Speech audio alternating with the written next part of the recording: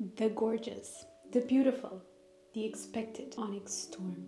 This is going to be a spoiler video, so if you have not read this book, please go away. Leave. I finished chapter 5. This chapter 1 was quite fast and confusing at the beginning. You had to keep reading to understand what they were doing. And Redok was having a discussion, not a discussion, but a fight with his dragon. And I don't know if that will be relevant because it was kind of out of the blue, if you know what I mean. Or, I don't know, I think that part has to have a meaning behind it or for us to understand something in the future. I love the prologue because you get tons of Andarna conversation, and I feel like in this book we're gonna have a lot of Andarna. I think this was the most we've heard from Andarna, and I love it. Also, when the Venin are found within Basgayat and she sees this Venin with silver hair, there's something there. There has to be something there, right? Oh, and the fact that the Venin don't want her dead, when they were fighting, one of the Venin said, not the lightning wielder, we need her. But she thinks it's in order for them to control Xaden. Obviously, that's not the truth. They want her alive for something. If it's to drain her power, I don't think it should be to drain her power, because then I think they could do it while she was dead, or after she died. I don't know. Or they need her alive because they need her dragons alive. We shall see. Shan't we? Am I the only one scared for Sawyer? I'm really scared. He's such an easy target. Also, they were able to do that thing with the stone, so that the flyers would be able to use their powers. But wasn't that too quick? I don't know. Maybe it's not that important for the plot or something. Maybe it's just me.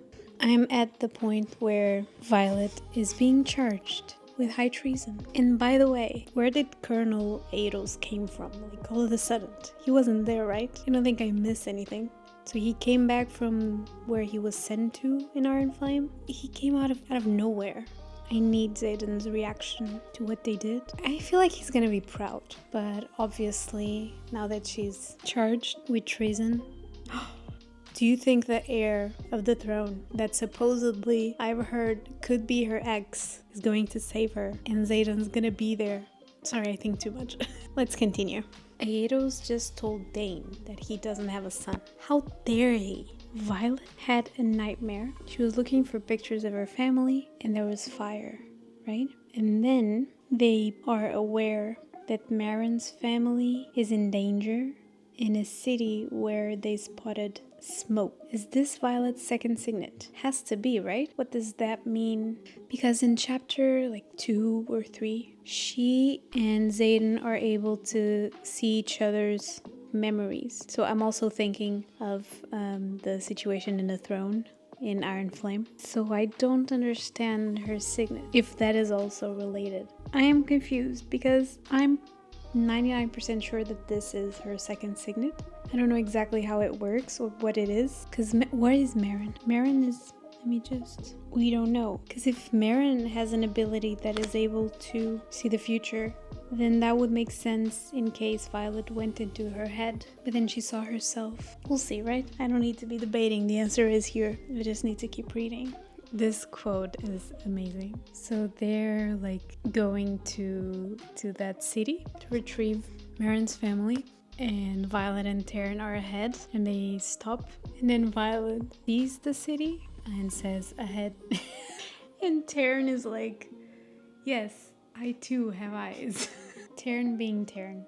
I'm halfway through the book, and I thought I'd share my thoughts so far. The first part of the book, when they're in Basgayat classes and so on, that part I was not enjoying that much because I was oh my god, no, we're back here.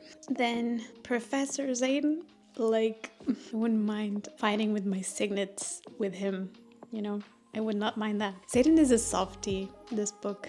I get it, not complaining. We're getting a lot more of Andarna and I'm enjoying it. And she has been receiving a lot of no's from Taryn. So I don't know why. In my mind, she will do something. She's gonna do something. She even said, one day I will not ask nicely. So I'm hoping and expecting that she will do something. I always loved Taryn. The sarcasm, I just love it. But I'm feeling sad for him because of Scale. I don't think we've understood like how their relationship is working now that Xaden is Venom. I don't know. I feel like there's some distance between them. There was even a comment they haven't been hunting together. But I don't know if what Violet said is the correct answer. Like they want to keep one of them near Xaden to control him or to help control him. Or if they're actually having some issues in regards to that. But I would like to know.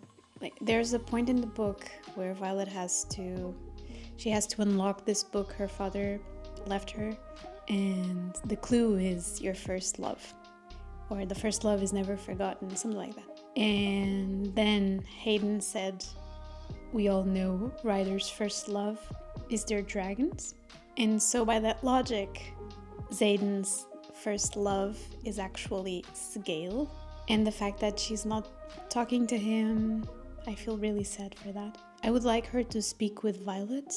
I'd like to hear from her, even if she just communicates with Violet or something when they're back in a continent. Maybe we will. And we have new love interests. I'm like, what? Dane and Sloane? I don't know what to say. Maybe. Dane is, he's growing. I've forgiven him.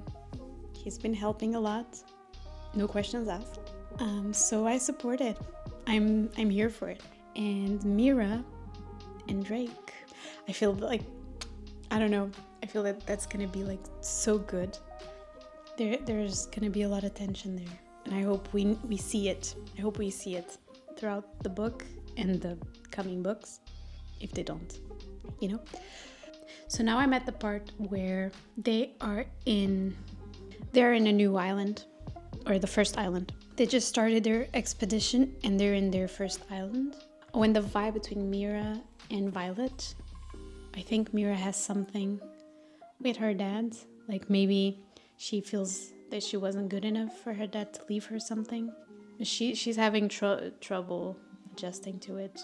And there was one letter from Lilith, so their mother, to their father after he passed, saying that she hoped that their bond would be enough to go through it. So maybe it could be that prophecy from Fourth Wing, because there was this the three brothers and one of them betrays them, if you remember. We shall read and see.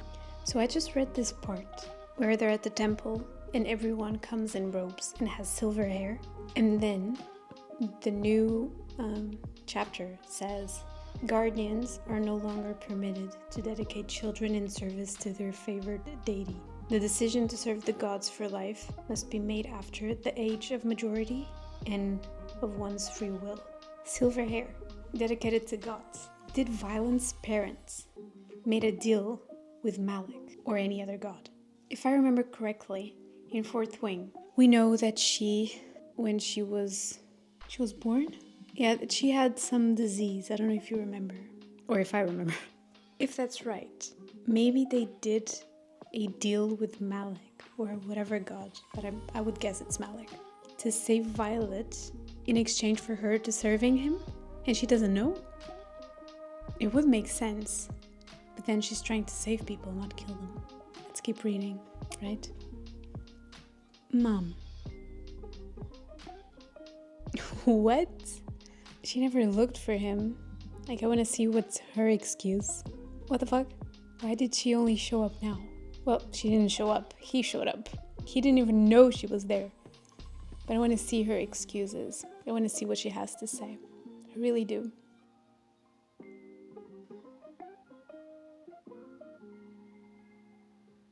Let's talk, shall we? I finished Onyx Storm 2 days ago. I still think I haven't processed it entirely.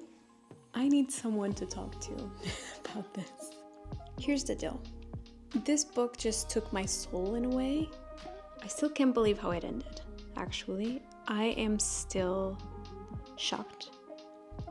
I am still in pain, in a way, I think after this book we all have questions still, or even more questions. We do have some answers, but are they answers? They're not answers. Let's just review it, let's just go for it. I didn't film between the last part I talked to in the video and me reading it and crying about it. So I don't even remember where I was in the book when I last spoke to you. So let's talk about the Irids. What was that? I don't understand why they're so judgy. We'll probably understand later, but I don't get it. Like, why are they being so judgy about humans and their dragons, and dragons being okay with being used to go to war or to fight? Like, they know venom, right? So what is happening? Is it because some humans become venom, or in every war there was the same outcome? Because that's probably my theory. I don't know. I don't get it. But I really don't get the Irids' annoyance and judge feeling. Like, what do they want? Just remove the magic and live like they do? But they need the magic. The dragons need the magic. The Irids need the magic. There's magic where they are. So why not help protect the magic? I'm really confused about that. But when they were at the isle, or at the island, where they found the Irids, when Rydok, whatever, when he found out that Xaden was venom, let's face it, Rydok had a great character development. Like, we could see another side of him as well. Obviously, the funny side is still there, and we hope it stays. But you could see the other side of him, of protecting his friends, him thinking, like, we need to be together. At least two of us at a time need to be together to be safe. When he was fighting with Violet, I was gonna say violence, with Violet, and she was pissed and some thunder came on. His interaction with Xaden about it was just amazing. That man just, I don't know, it makes us laugh in the worst of times. Like, you're almost crying and he says something, you're gonna laugh. And what was Eldon? Like, what's his relevance?